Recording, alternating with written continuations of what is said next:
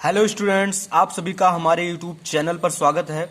Students, आज हम चल रहे हैं देखने कि मापांक फलन क्या होता है। अब तक हमने पढ़ा सोपान फलन, स्टेप फंक्शन और भी हमने कई फंक्शंस के बारे में चर्चाएं की। आज हम देखने चल रहे हैं मॉडुलस फंक्शन।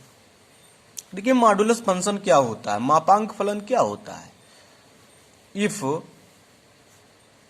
यदि F such that A to B, यानी एफ ये दर्शाता है कि सेट ए का बी पर मैपिंग को रिप्रेजेंट करता है। ये फलन है, माना ये फलन है। इफ एफ इज ए एक फंक्शन है, एक फलन है, ठीक है, ये एक फलन है। देन एफ एक्स बराबर मॉड एक्स, एफ एक्स बराबर मॉड एक्स, यानी मॉड एक्स का मतलब क्या होता है। तो मॉड एक्स क्या है, मापांक फलन है। एफ एक्स बराबर मॉड एक्स मापांक फलन है। लेकिन मॉड एक्स का अर्थ क्या होता है, इसका अर्थ ये होता है, इसको ध्यान से समझिएगा क्योंकि इसमें तीन कंडीशंस हैं। यक्स इसका मान तब होगा, यहां पर मान रखने, यक्स के स्थान पर मान हम रखते हैं। यक्स यानी पॉजिटिव तब मान होगा यक्स जब यदि यक्स का मान 0 से बड़ा हो। यहां देखिए यक्स जो लिखा है, यह यक्स 0 से ग्रेटर हो, 0 से बड़ा हो, तब हमको जो है प्लस यक्स मिलेगा। 0 कब होगा, यक्स का मान 0 तब होगा इफ यक्स का मान 0, यानी यक्स बराबर हम डायरेक्टली 0 रख दें। यहां भी आप देख रहे हैं डायरेक्टली हम 0 रखें तुरंत 0 मिलेगा। माइनस यक्स इसका मान तब होगा इफ यक्स का मान 0 से लेस हो, 0 से छोटा हो, तब इसका मान क्या होगा, तब माइनस एक्स होगा। अब ध्यान दीजिए, इसमें आप देखते होंगे कि मॉड लगा दीजिए किसी पर, जैसे -1 है, मॉड हमने लगा दिया, +1 आ गया। कैसे आ गया +1, उसका रीजन यही आपको देखने को मिलेगा। देखिए, जैसे हमने फॉर एग्जाम्पल के थ्रू हम समझाएंगे आपको। एग्जाम्पल के थ्रू हमने एक लिया, पहले तो हमने 1 लिया, तो 1 को मॉड के अंदर जैसे रखेंगे, 1 क्या है, 1 0 से बड़ा है। यहां देखिए 1 0 से बड़ा है, यानी इसका मान क्या होगा, +1 मिल गया आपको। दूसरी हम एक लेते हैं f -1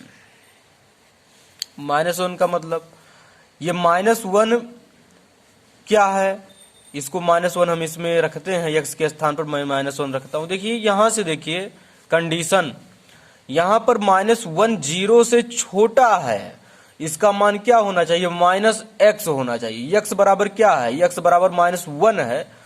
माइनस यक्स का मतलब माइनस तो हम बाहर पहले लगा ही देंगे, यक्स की वैल्यू अब क्या है, -1 अंदर में रखेंगे और ये बाद में क्या होगा, +1 हो गया।